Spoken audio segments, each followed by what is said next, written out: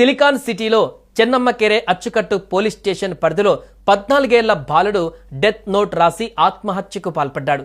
అతని తల్లిదండ్రులు జి గంగాధర్, సవిత గాన సంగీత కళాకారులు. ప్రస్తుతం వీరిద్దరూ ఘటనా సమయంలో ఆస్ట్రేలియా పర్యటనలో ఉన్నారు. బాలుడు పద్మనాభనగర్లో ప్రైవేటు స్కూల్లో 7వ తరగతి చదివేవాడు. ఇంట్లో ఎలాంటి సమస్య లేదు.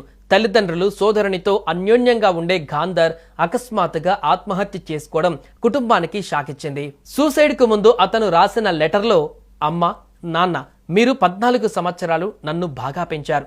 మీతో కలిసి ఉన్న క్షణాలలో సంతోషంగా ఉన్నాను. ఇప్పుడు నేను వెళ్లాల్సిన సమయం వచ్చింది. మీరు ఈ లెటర్ చదివే సమయానికి నిన్ను స్వర్గంలో ఉంటా అని పేర్కొన్నాడు. స్కూల్లో ఎంతో బాగా చదివే బాలుడికి ఎవరితోనూ గొడవలు లేవు.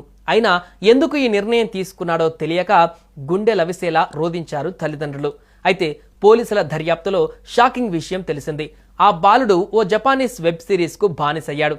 ఆ సిరీస్లోని క్యారెక్టర్ బొమ్మను గాంధార్ తన గదిలోని గోడపై గీశాడు. హీరో దగ్గరుంటే మ్యాజిక్ బుక్లో ఎవరు చనిపోవాలని పేరు రాస్తారో వారు చనిపోతుంటారు.